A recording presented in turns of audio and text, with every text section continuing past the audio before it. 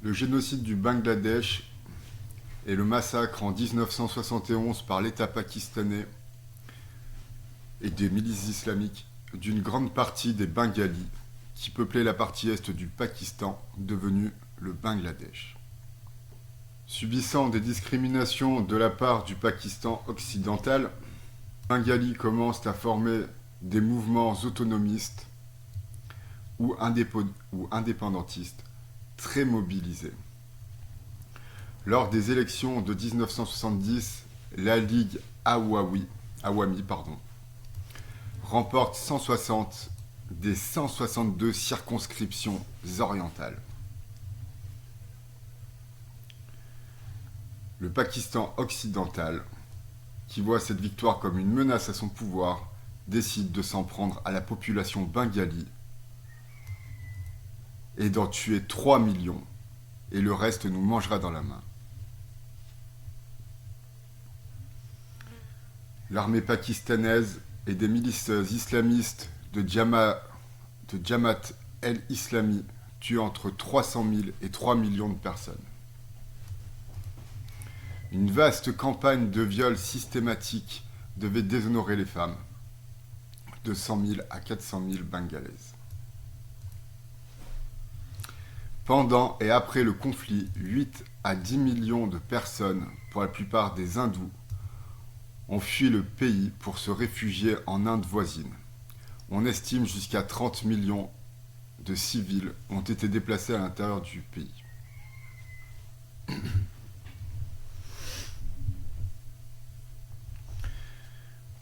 Donc, suite à une guerre civile sanglante, selon différentes sources, le Bangladesh, ancienne province pakistanaise, acquiert son indépendance à la suite d'un génocide, mais reste un pays à majorité musulmane. La première ministre en exil est la fille du leader de la révolution, du leader de l'indépendance, pardon. Alors, l'histoire du Bangladesh est peuplée et semée de coups d'État suite à l'indépendance, et on reproche à Hasina Sheikh d'avoir mal géré le pays de manière non démocratique, autocratique. Et c'est pourquoi la révolution estudiantine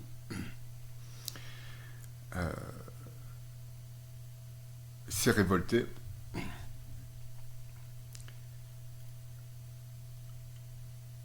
Et a voulu mettre Mohammad Yunus au pouvoir. Donc, par exemple, la révolte estudiantine s'oppose aux quotas en matière d'emploi public réservés aux anciens de la Révolution, aux descendants des révolutionnaires, de ceux des indépendantistes. Donc, Hasina Sheikh et les indépendantistes sont les hindous, la minorité.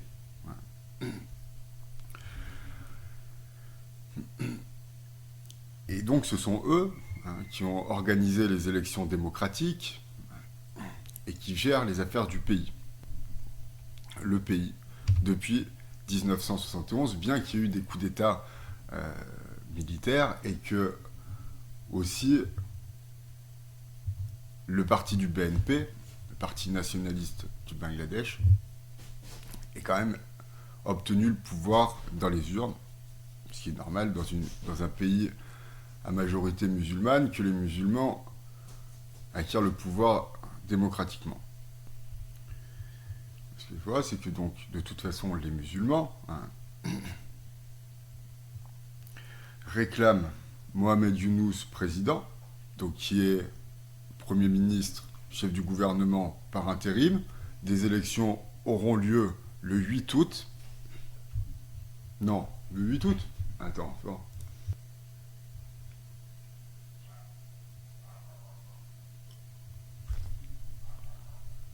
Non. Yunus annonce des élections dans 3 mois.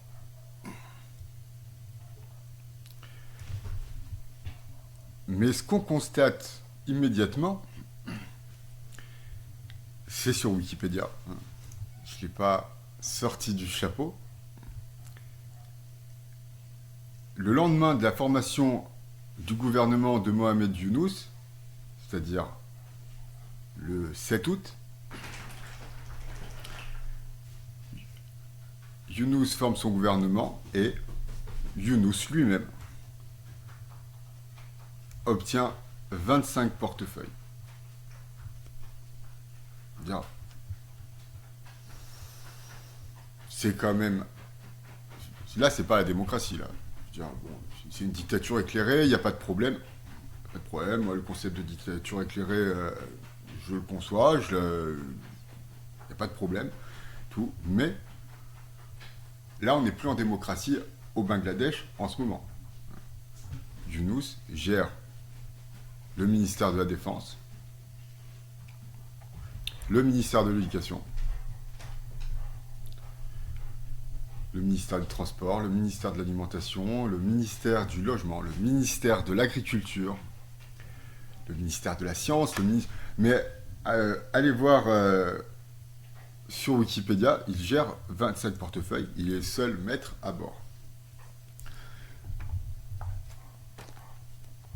Mon objet n'est pas de faire une propagande anti-islam ou de considérer que j'ai une connaissance telle que je peux savoir comment doit être géré l'État Bangladesh. Maintenant, après quelques recherches sur Wikipédia, je rappelle qu'il y a vraiment que les imbéciles pour considérer que Wikipédia c'est des mensonges. Après quelques recherches sur Wikipédia, je constate qu'il y a donc un État musulman islamique qui a génocidé un peuple hindou et qu'aujourd'hui on entend quand même des exactions commises sur les hindous par des musulmans au Pakistan, des exactions commises par les musulmans sur des hindous au Bangladesh. Et que une fille du leader de l'indépendance du Bangladesh a été obligée de fuir en Inde, comme des millions de personnes avant elle. Est-ce que les jeunes universitaires sont de bonne foi et considèrent fondamentalement qu'ils ont raison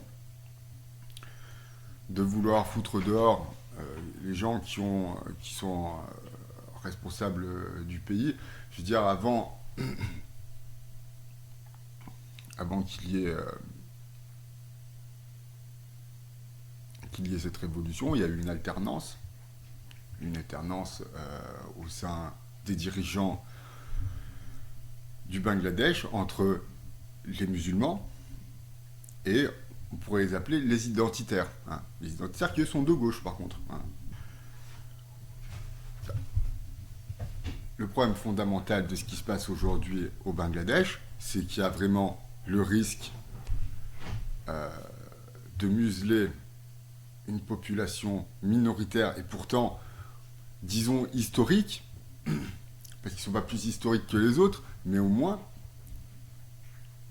je veux dire, les hindous étaient là avant les musulmans. Les musulmans sont arrivés au XVIIe siècle. Et avant, c'était les hindous.